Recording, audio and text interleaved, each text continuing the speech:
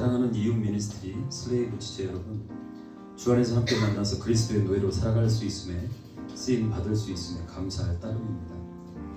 어느덧 7년이라는 시간이 지나 오늘 이곳에 우리는 같은 마음을 품고 말씀 앞에 서 있습니다. 7년 전과 지금이 변함없는 것은 말씀 앞에 있다는 것입니다. 우리는 분명히 말씀이 깨뜨리시고 다시 빚어가시는 존재들이라고 믿습니다. 이것은 결코 이웃 미니스트리에만 말씀이 있다는 얘기가 아닙니다. 우연하지 않은 하나님의 계획하심이 우리를 말씀 앞에서 낮추셨고 죄의 무게를 깨뜨리시고 주님의 심정을 가르쳐 주시고 들려주셨습니다.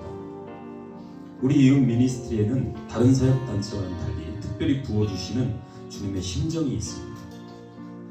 우리는 이미 그 심정을 통해 깨달았고 이 시대와 교회를 어떠한 심정으로 어떠한 자세로 섬겨야 하는지 알게 되었습니다. 캠프와 사역이 진행되어지고 만나게 되는 지체들과 교회들마다 주님의 마음이 얼마나 아파하시는지, 그리고 얼마나 슬퍼하시는지, 그리고 얼마나 간절하신지를 보고 듣고 경험했습니다. 이러한 현장에 우리가 있다는 것은 은혜입니다. 주님을 거부하는, 그리고 여러 유사함으로 주님을 레디컬하게 매일의 삶에서 만나지 못하는 영혼들을 주님께서는 우리에게 맡기셨고, 먼저 우리가 예수 그리스도의 심정으로 얼마나 애통해 하셨는지, 그리고 간절함으로 기다리셨는지를 전하게 하셨습니다.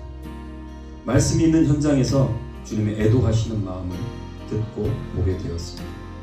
살았으나 실상은 죽은 자와 같은 삶을 살아가는 영혼들을 향해서 예수님은 우리를 통해 대신 애도하게 하셨습니다.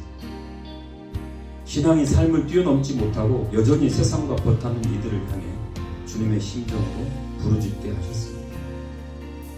내 교회도 아닌데, 내가 알던 이들도 아닌데, 예수님은 거부할 수 없는 주님의 심정을 우리에게 매 순간 부어주셨습니다. 얼마나 간절하셨으면 우리 같은 연약한 이들을 통해서 그리 행하시는 걸까 다급하게 사용될 때가 있었습니다. 많았습니다.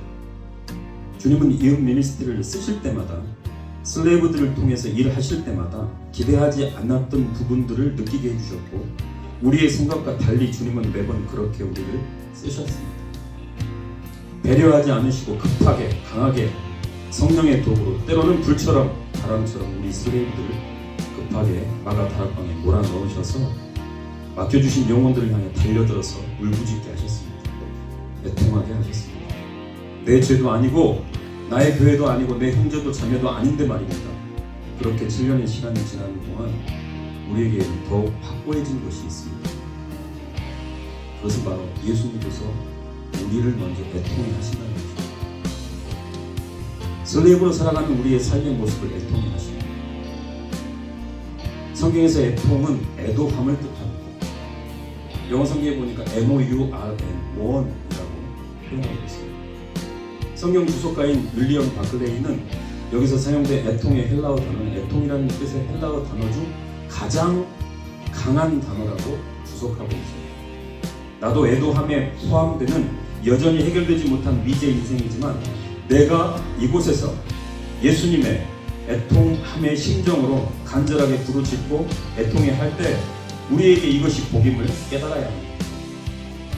그래서 주님은 우리를 이웃 미니스트리 슬레이브로 부르셨습니다. 내가 너희를 애통하게 여기니 그 애통의 마음을 깨닫고 가서 그들을 위해 애통하라. 이게 주님이 우리에게 주신 명령입니다. 삶이 끝났다는 생각이 드는 사람들이 올 수도 있습니다. 예전에 중보기도 짝기도 할 때 어떤 여자아이가 찾아와서, 목사님, 저는 이 수련회 끝나면 자살할 거예요 라고 얘기했던 것이 기억합니다. 교회 교사들이 긴장했습니다. 슬레이브들이 아닌 지체들이 기도 요청했습니다. 그런데 그때 너무나도 그 얘기를 듣고 이상하니만큼 불안했습니다. 왜냐하면 그보다 더한 문제도 하나님께서는 이음을 통해서 먼저 하나님이 얼마나 아파하시는지를 가르쳐 주셨고, 이음이라는 단체의 슬레이브들을 통해서 그 애통의 하심이 흘러갔기에 품어 안지 못할 아픔이 없다는 것을 깨닫게 해주셨습니다. 그래서 평안했습니다. 그 아이의 손을 잡았습니다. 기도해 주었습니다. 자매, 생명은 하나님께 속해 있어. 자매가 결정하는 게 아니야.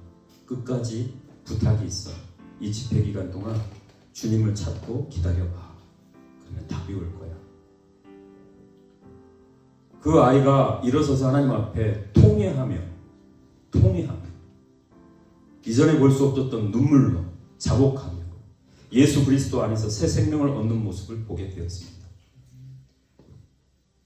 우리를 그러라고 부르셨습니다. 그런 아이들 맡으라고 보내주셨습니다.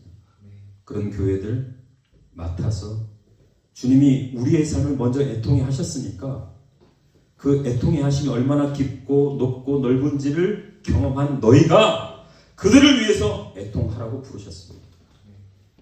이웃 미니스트리가 캠프에 참가하는 교회들을 대신할 만한 대단한 의인들의 모임은 아닙니다.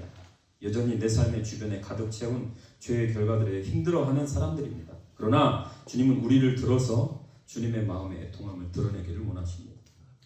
7년이 지났습니다. 성경에서 7이라는 숫자는 하나님의 숫자입니다. 완전한 숫자입니다. 그렇습니다. 하나님이 여기까지 이루신 건 하나님이 하신 것입니다. 사람의 계획은 하나님의 생각과 다릅니다. 하나님이 여기까지 하셨습니다.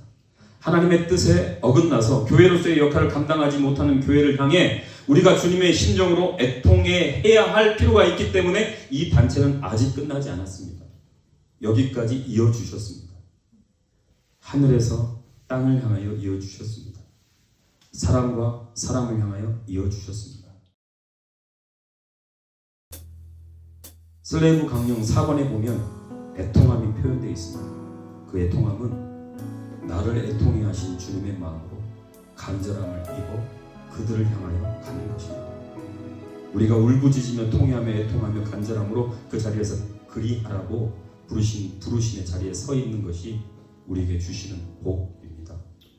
사랑하는 슬레이브 여러분, 멀지 않은 날 우리는 부활의 모습으로 우리에게 하신 약속을 이루시는 주님을 내 삶에서 만나게 될 것입니다.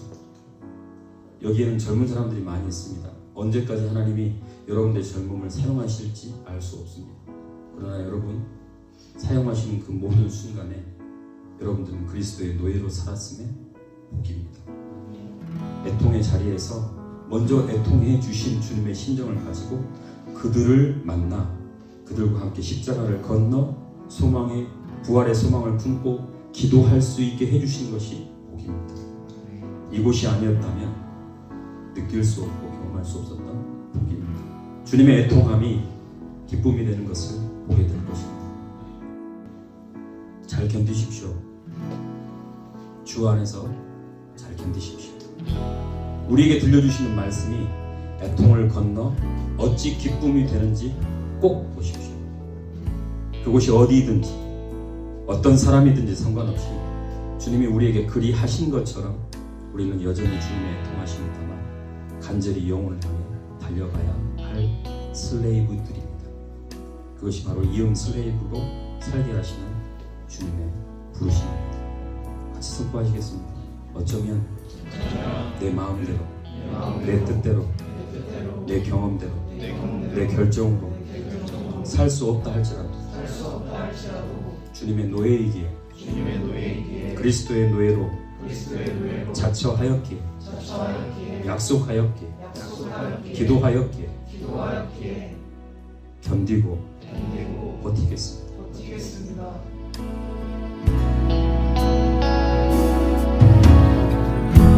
어쩌면 내 삶을 전혀 돌볼 수 없을지 모르겠지만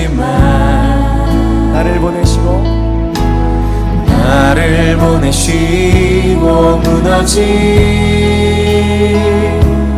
그 땅에 내 생명 묻으소서. 주님의 나라가 세워지는 것이 나의 평생 소원.